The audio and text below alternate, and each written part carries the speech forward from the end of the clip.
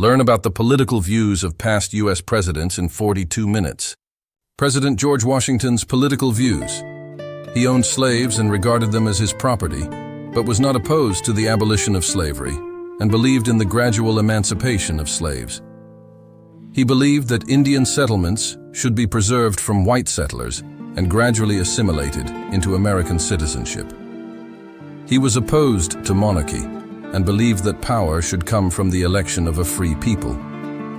He did not subscribe to a republic and favored a strong federal executive power to promote national unity and economic building.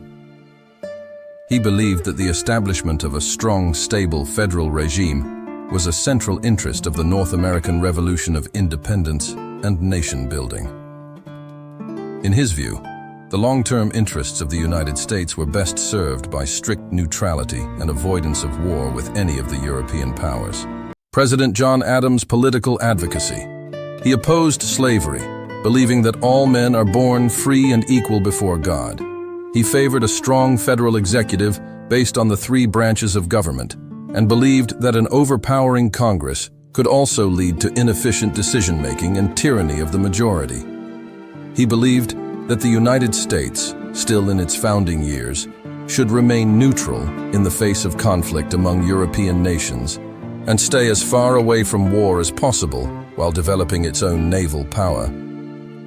Although he was seen as a member of the Federalist Party, he was not keen on partisan politics, and his decision to enter into peace talks with France offended the militant elements of the Federalist Party, which contributed in part to the failure of his re-election campaign. President Thomas Jefferson's political advocacy.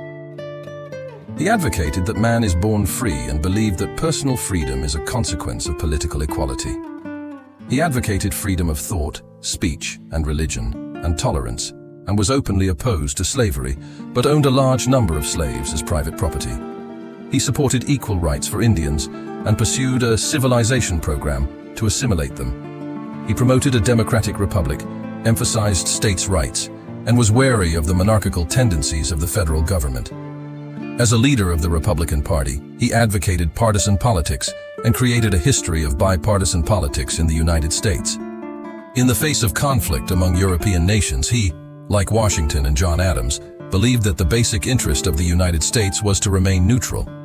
He saw Western development as an important direction for expanding American interests and advocated a policy of Western expansionism, purchasing the state of Louisiana. President James Madison's political advocacy. He favored equality and free rights of religious belief and practice. His desire for a strong union, but concern about the monarchical tendencies of the federal government, led him to change from a Federalist to a Democratic Republican. He was opposed to slavery, but believed that slavery should be protected as an interest of the Southern states for the sake of the unity of the Union. The other side of his party feud with Hamilton, who represented the Federalist Party, was the conflict of interest between the southern and northern states, and the disagreement over whether France or Britain should be united. In the European state conflict, he argued that the United States should be neutral, but the policy of embargo against Britain and France, which he led, hit the United States' own economy.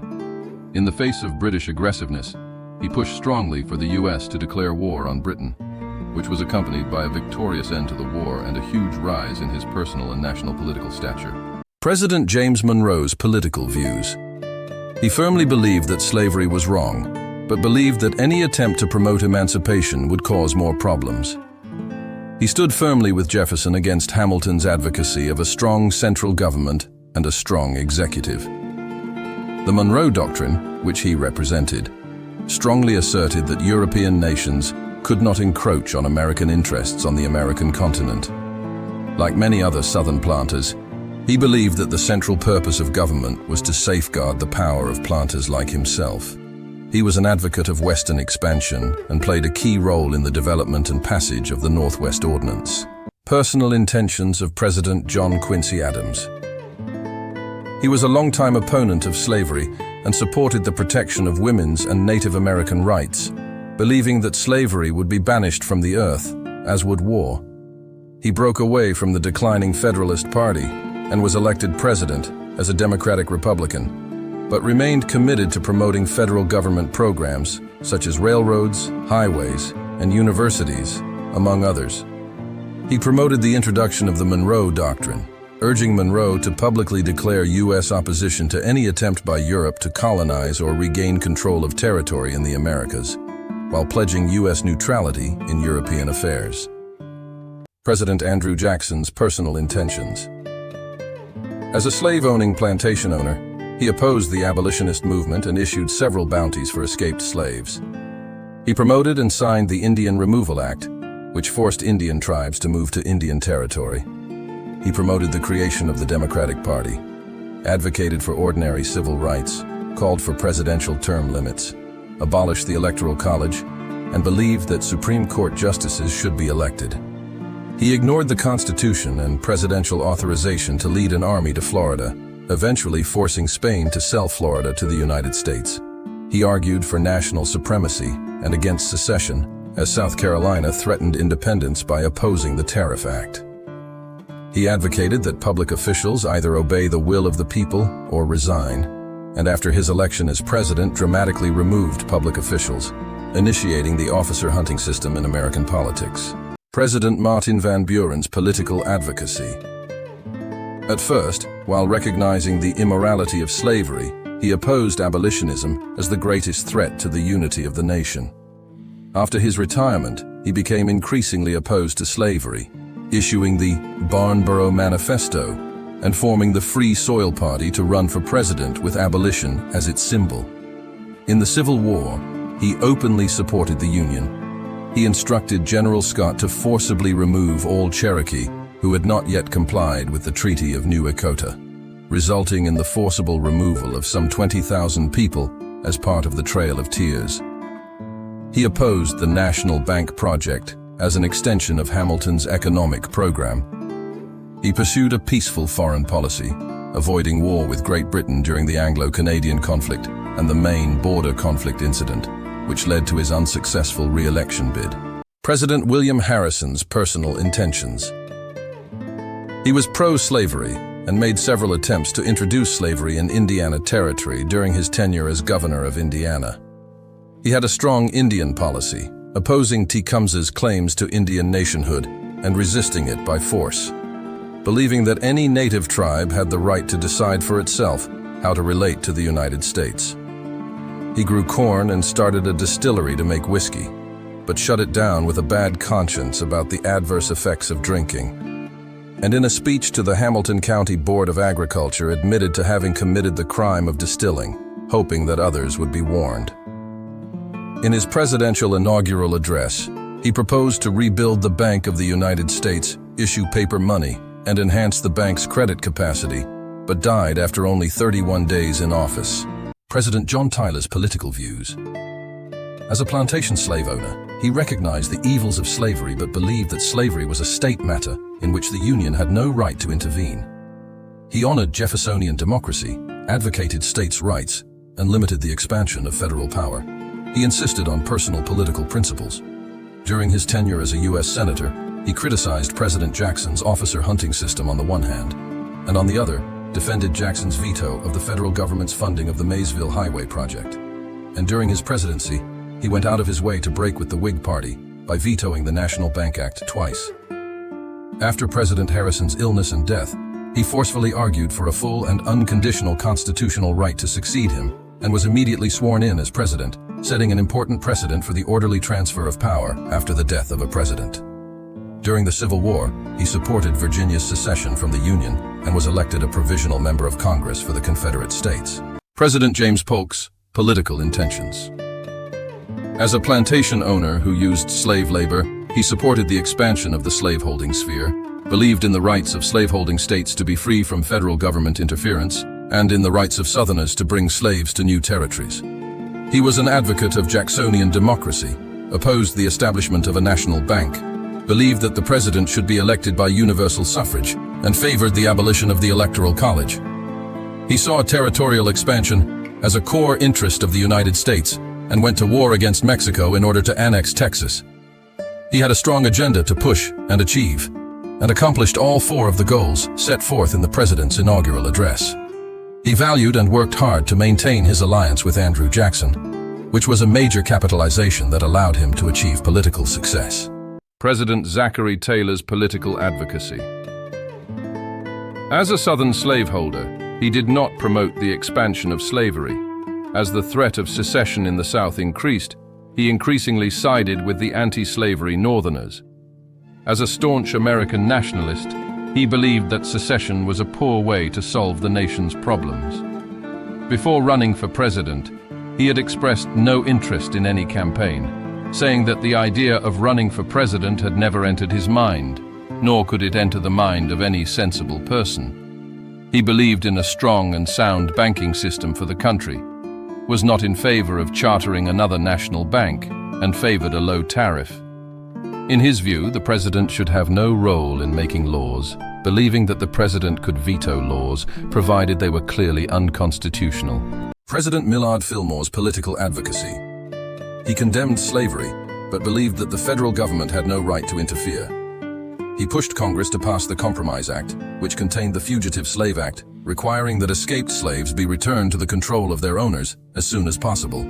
He strongly opposed European involvement in Hawaii, and in the face of France's annexation intentions, he sent a strongly worded warning letter stating that the United States of America will not stand by and watch such acts, leading France to eventually back down.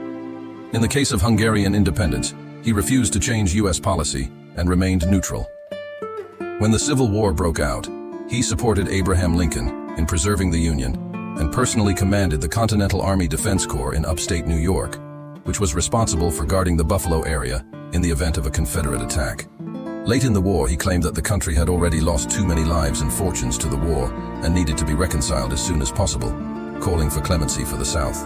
President Franklin Pierce's political advocacy.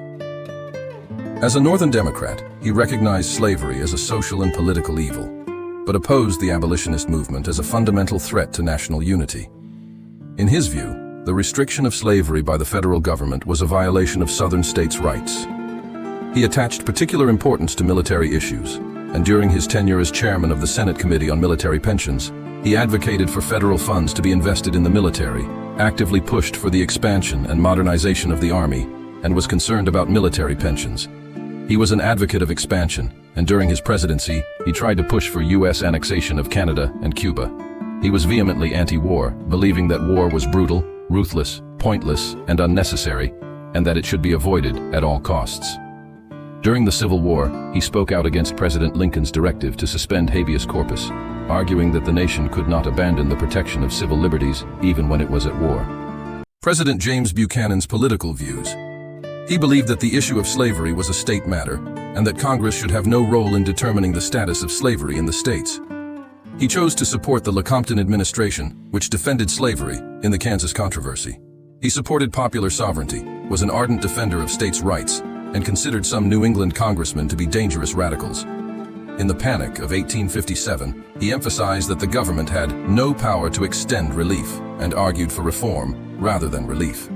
He advocated the establishment of U.S. hegemony over Central America at the expense of Great Britain and intended to buy Alaska from the Russian Empire. In the face of secession, he denied the right of states to secede from the Union, but insisted that the federal government had no power to stop them. He blamed the crisis solely on the excessive interference of the people of the North in the question of slavery in the southern states, and proposed an interpretive amendment to recognize the constitutionality of slavery in the states. President Abraham Lincoln's political advocacy. He spoke out against slavery, hated the injustice of slavery, and advocated that all black slaves in the territories under rebellion should be free.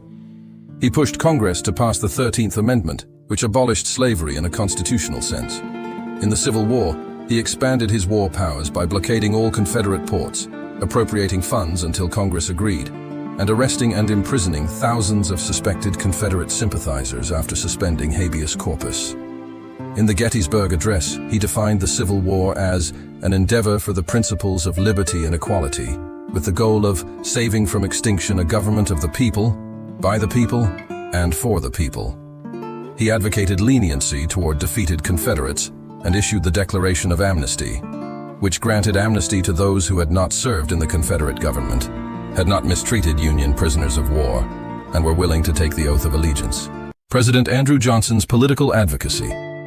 He opposed the abolition of slavery, arguing that slaves, as private property, should be protected by the Constitution. He claimed that the Declaration of Independence's "all men are created equal" did not include blacks. He advocated limiting government spending, opposing federal funding of infrastructure in the District of Columbia, opposing the expenditure of funds to send troops to quell Mormon unrest in the Utah Territory, and claiming that the United States should not maintain a standing army, favoring the temporary formation of a volunteer army to deal with it. He believed in the indivisibility of the Union, and on the eve of the Civil War, he denounced Northern attempts to outlaw slavery as a threat to the Union. He issued a proclamation pardoning most Confederates, including those who held public office in the Confederacy or who had held federal office before the war, but had broken their oaths.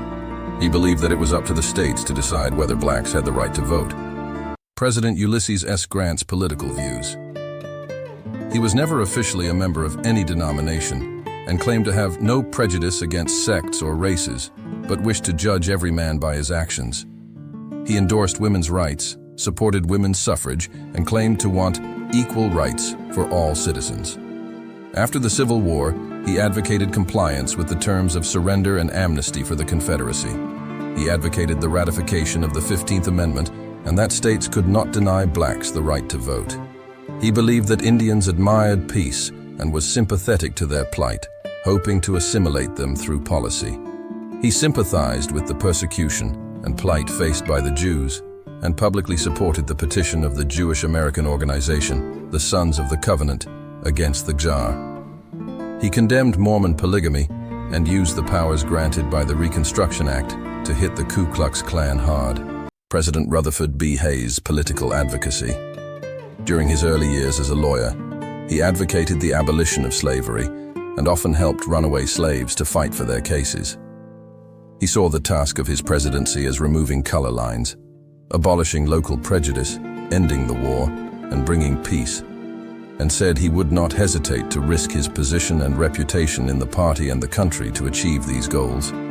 He worried about the gap between rich and poor, arguing that a free government could not last if wealth was mostly in the hands of a few and large numbers of people had no access to housing, education, and pension support. He used federal troops in response to the Great Railroad Strike of 1877, but also believed that striking railroad workers were often good people and hoped to end or reduce evil by educating strikers, properly controlling capitalists, and adopting wise policies. President James Garfield's political advocacy.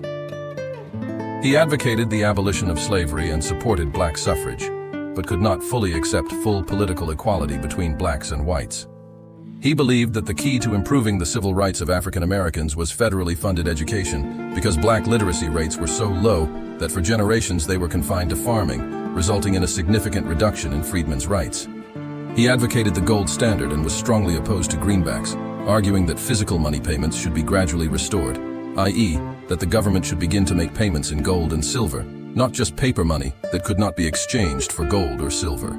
He was outraged by the atrocities of white supremacist organizations such as the Ku Klux Klan, but feared that the bill authorizing the president to suspend habeas corpus in order to fight these terrorists would jeopardize personal liberty.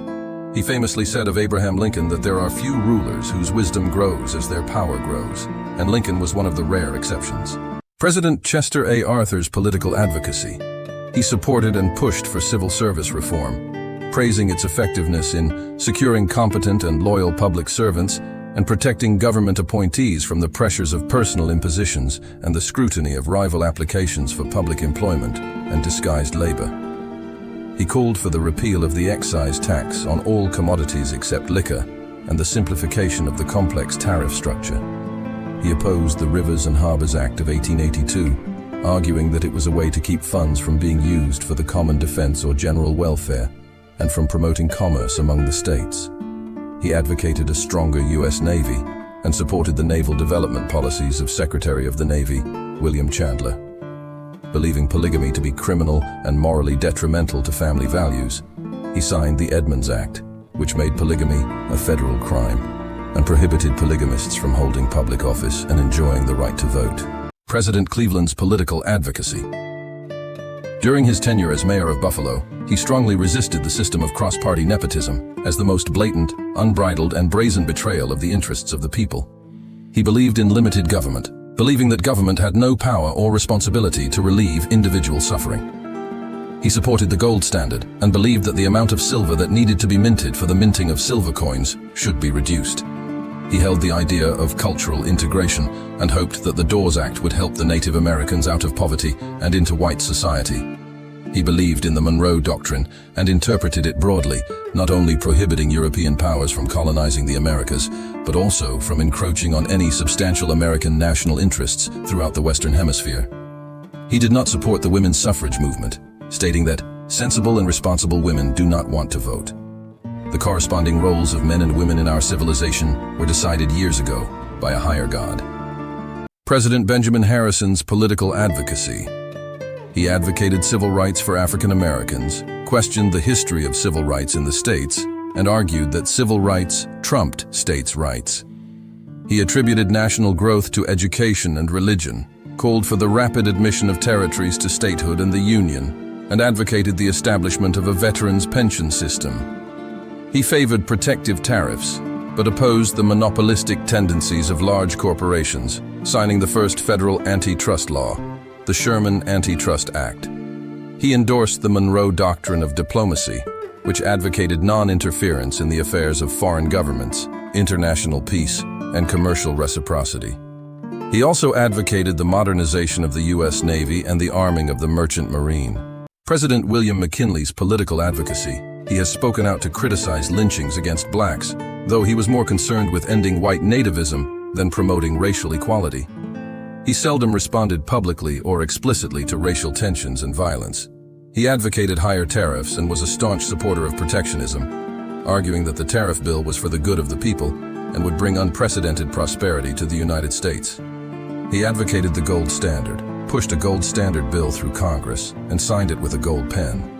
He opposed expansionism and warned those who advocated intervention in foreign countries that we must not conquer wars and must not be mesmerized by territorial expansion. However, he also steadfastly pushed for the annexation of Hawaii by the United States, arguing that the annexation of Hawaii would bring far more benefits than the previous annexation of California had brought.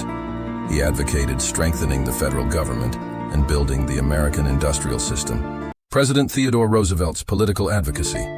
He famously said, "Speak softly and hold a big stick, and you will go far." He advocated the priority of labor over capital interests and pushed for labor reforms that supported pensions, sickness and unemployment insurance, public housing for low-income families, reduced work hours, and aid to farmers. He pushed for natural resource conservation, extending federal protection to land and wildlife, and signed the Antiquities Act of 1906. He called for a global order based on an alliance of justice and peace among the great powers. He was wary of large corporations, resentful of certain very wealthy people, and actively used the Sherman Antitrust Act, filing 44 antitrust lawsuits during his presidency. He believed that the United States must be the policeman of the Western Hemisphere, controlling small, unruly, corrupt nations. He derided arbitration as reckless idealism and believed that the realism of war was the only solution to serious international disputes. President William H. Taft's political ideas. He continued his non-interventionism, advocating that the U.S. not intervene in the affairs of Europe and that the Monroe Doctrine could be implemented in the Americas by force if necessary. He demanded that African Americans keep to themselves and announced that he would not appoint African Americans to federal positions such as Postmaster General to avoid racial friction. Later in his term, he disagreed with Roosevelt's progressivism. He advocated arbitration as a means of settling international disputes and negotiated with Britain and France to submit their differences to arbitration. He wanted to promote world peace through commercial relations and called for a free trade agreement with Canada. He practiced dollar diplomacy with Latin America, arguing that U.S. investment would be profitable for all involved while eliminating European influence.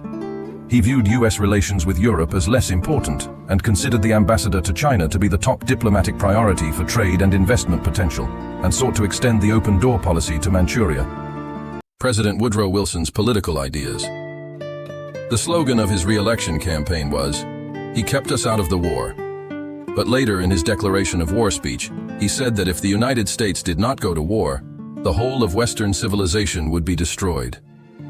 During World War I, he advocated a strong campaign against domestic anti-war forces, pushed Congress to pass the Espionage and Sedition Acts, and insisted that foreign-born radicals be expelled from the United States. In the latter stages of World War I, he proposed the 14 points, which he hoped would end the war and lead to a just international peace shared by all nations. He supported segregation, believing that it achieved progress toward the long-term well-being of all people, albeit at the expense of African American rights in the short term. He sympathized with the plight of the Jews and implicitly endorsed the contents of the Balfour Declaration, but stated that he would not officially support the Zionist movement. President Warren G. Harding's political advocacy.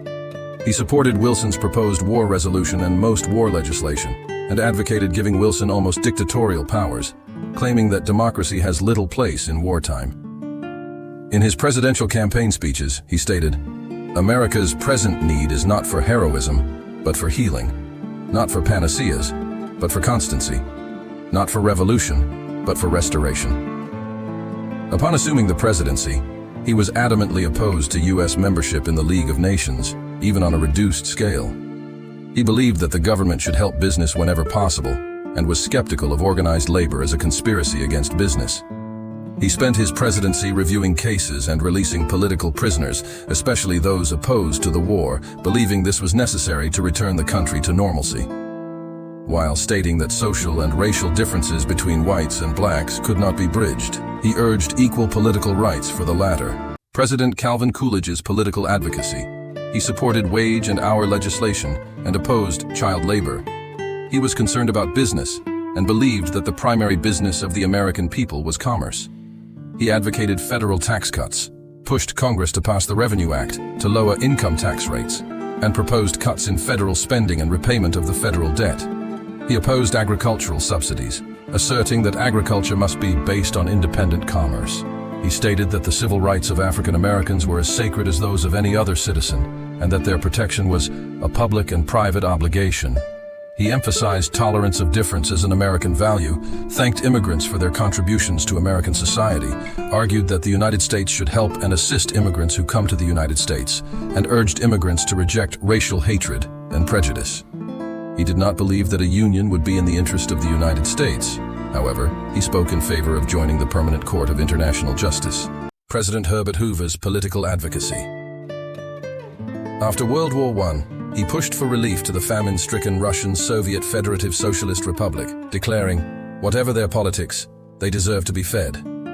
In the face of the Great Depression, he identified lack of confidence in the financial system as the fundamental economic problem facing the nation, opposing direct federal intervention and arguing that the best way to boost the economy was to strengthen businesses such as banks and railroads.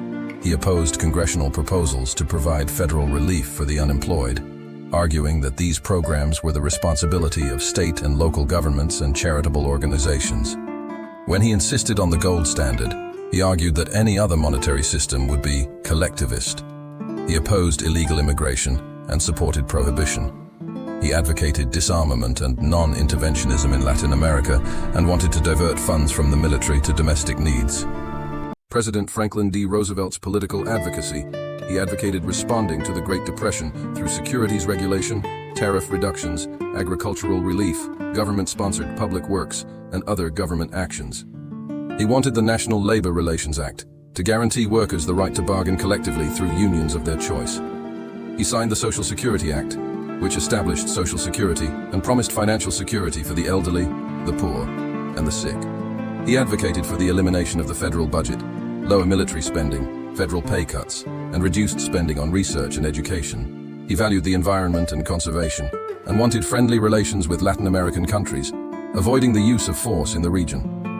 In the latter part of World War II, he declared that he would only accept the unconditional surrender of Germany, Japan, and Italy. He believed that Americans should consider basic economic rights as a second Bill of Rights. He favored the creation of a United Nations after World War II controlled by the major victors. President Harry S. Truman's political advocacy. He defended the decision to use the atomic bomb to attack Japan, arguing that the bomb should have been used to end the war quickly and save countless lives. He supported Zionism, recognizing the State of Israel 11 minutes after its declaration of statehood, claiming to base his policies on justice, not oil. He pushed for comprehensive civil rights legislation to ensure civil rights, including anti-lynching, voter rights, and desegregation. When the Korean War broke out, he signed a proclamation declaring a national emergency and authorizing U.S. participation in the Korean War. He was a strong supporter of NATO, advocated a policy of containment of the Soviet Union, and did not believe that the United Nations could ease major tensions. He signed the Marshall Plan to provide reconstruction aid to Western Europe, including Germany.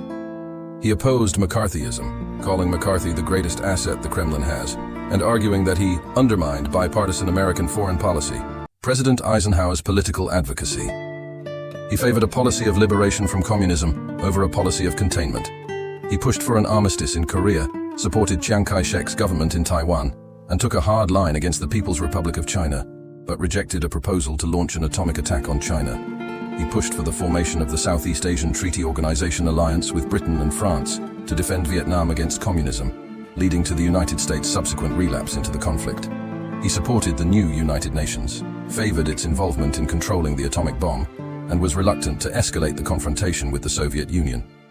The Eisenhower Doctrine of Middle East Policy declared that the U.S. would be prepared to use armed force against aggression by any country under international communist control. He declared that the United States must not have second-class citizens and pushed for an end to segregation in the federal government and armed forces. He opposed McCarthyism, but chose not to confront McCarthy directly in order to protect the Atomic Energy Commission. President John F. Kennedy's political advocacy. He believes all Americans need to be active citizens. Ask not what your country can do for you, ask what you can do for your country. Advocated that the nations of the world unite to fight the common enemies of mankind, tyranny, poverty, disease, and war itself. To contain the spread of communism, he advocated a defense strategy of flexible response, emphasizing reliance on multiple options to deal with the Soviet Union, discouraging massive retaliation, and encouraging mutual deterrence.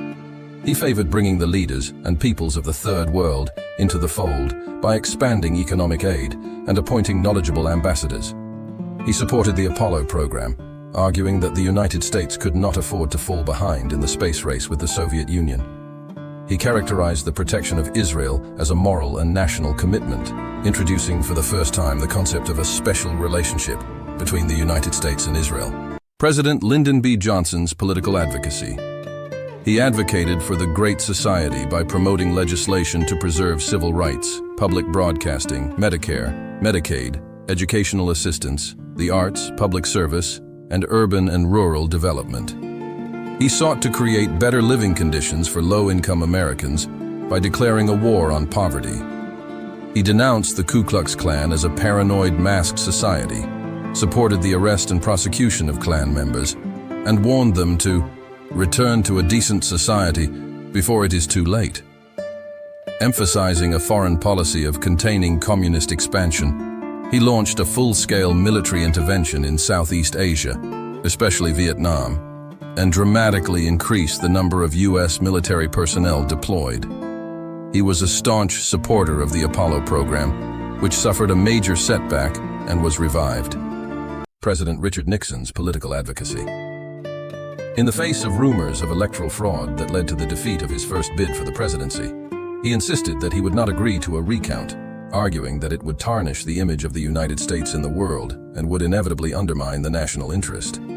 He believed that an improved international environment would help resolve the nuclear peace issue and pushed for peaceful coexistence between the U.S. and the Soviet Union through visits to China and the Soviet Union. In the Middle East, he pursued a Nixonian approach to diplomacy, arguing that the U.S. would, where possible, refrain from providing aid to allies by engaging in direct warfare, but rather give them assistance to enable them to defend themselves. He advocated a new federalism that would decentralize power to state and local elected officials. He supported racial integration and actively promoted federal affirmative action programs.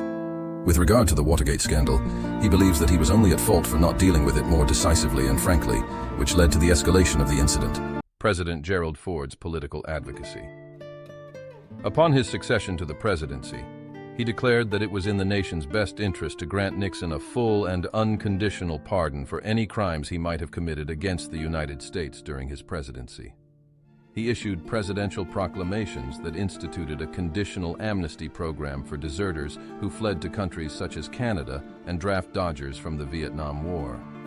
He issued a presidential proclamation emphasizing the legal equality of all women and men ratified the Equal Rights Amendment and declared August 26, 1975, as Women's Equality Day.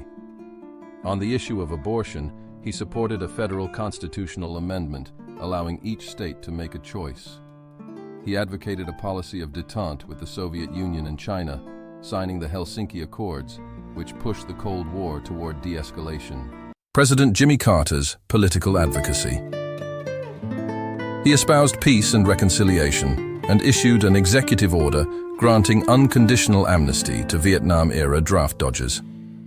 He declared the energy crisis of the time to be the moral equivalent of war, emphasized the urgency of conserving energy and increasing production of energy sources such as coal and solar power, and created the Department of Energy.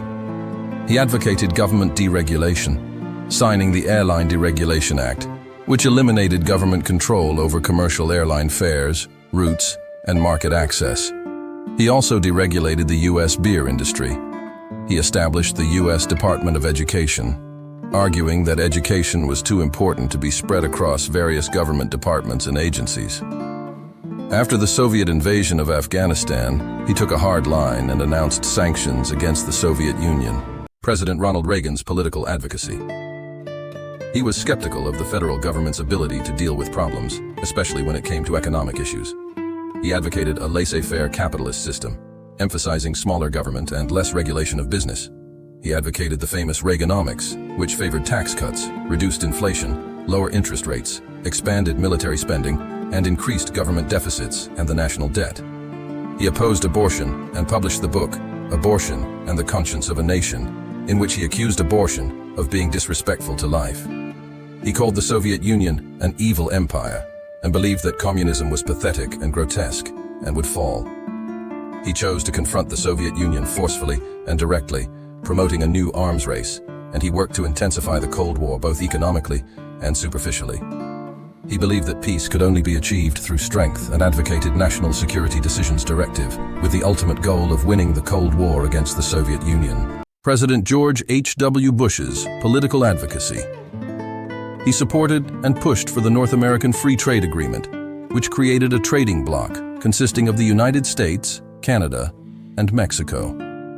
He strongly encouraged volunteerism, often using the theme of 1,000 points of light to describe the power of citizens to solve community problems. He sought partnerships with Mikhail Gorbachev and Boris Yeltsin and pushed for German reunification and NATO membership. He ordered the U.S. to invade Panama after Panamanian troops shot a U.S. serviceman, calling it an act of justice in the best interests of the United States. After Iraq invaded Kuwait, he strongly urged and promoted the United Nations Security Council and the United States Congress to authorize military action against Iraq. President Bill Clinton's political advocacy. He believed that abortion should remain safe, legal, and rare. He openly supports gay rights and implemented a Department of Defense directive known as Don't Ask, Don't Tell, that prohibits the military from investigating an individual's sexual orientation and allows gays and lesbians to serve in the military. He also issued an executive order lifting the ban on security clearances for LGBT federal employees and prohibiting discrimination on the basis of sexual orientation among federal civilian employees. He declared Iran a state sponsor of terrorism and a rogue state, issued an executive order sanctioning Iran's oil industry, and banned virtually all trade between U.S. companies and the Iranian government. He believed that as long as Saddam remained in power, he would pose a threat to the Iraqi people and the world, and advocated a strategy to contain Iraq and limit its weapons of mass destruction programs. He believed that Yugoslav anti-guerrilla military forces had committed genocide against Albanians and authorized the participation of United States armed forces in the NATO bombing campaign against Yugoslavia. President George W. Bush's political advocacy. He pushed for tax cuts, arguing that unspent government funds are not the government's money, but the people's money, and should be returned to the taxpayers. He asserted that Ba'athist Iraq was armed to threaten world peace, and advocated the right and intent to wage preemptive or preventive war. He argued that Saddam Hussein's regime, which possessed weapons of mass destruction and was linked to Al-Qaeda, ordered the invasion of Iraq. He condemned Palestine Liberation Organization leader Arafat's support for violence and supported the dialogue between Prime Minister Sharon and Abbas. Following the invasion of Georgia by Russian forces, he stated, "Bullying and intimidation are unacceptable foreign policy in the 21st century. He publicly condemned Kim Jong-il of North Korea, arguing that communism had led to extreme poverty, mass starvation, and brutal repression in North Korea. President Barack Obama's political advocacy. He advocates for LGBT inclusion and supports the legalization of same-sex marriage. He advocates expanding health insurance coverage to cover the uninsured, limiting premium increases, and allowing people to keep their coverage when they leave or change jobs. He supports Israel's right to self-defense in the Israel-Gaza conflict, comparing the Zionist movement to the civil rights movement in the U.S., arguing that both movements seek justice and equal rights for historically persecuted people. He condemned Snowden's leaks as unpatriotic, but called for tighter restrictions on the National Security Agency, NSA, to address privacy violations. He blamed the Assad government for the chemical weapons attack in Syria, but did not authorize the promised military action by U.S. forces, instead agreeing to a Russian-brokered deal. President Donald Trump's political views. He espouses conservatism, opposes abortion, opposes the legalization of recreational marijuana, endorses traditional marriage, and supports the death penalty.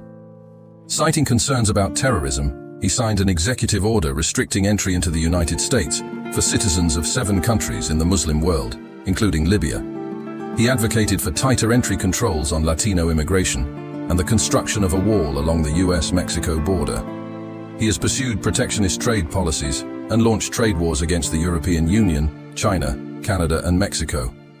He has threatened Japan with full payment for US troops in Japan by withdrawing US troops, claiming that Japan and South Korea should build up their own nuclear armaments to counter the threat of North Korea and China. He threatened other member countries with increased defense spending by withdrawing from NATO. He actively supports Israel and has pushed for peace agreements between Israel and 5 Arab countries.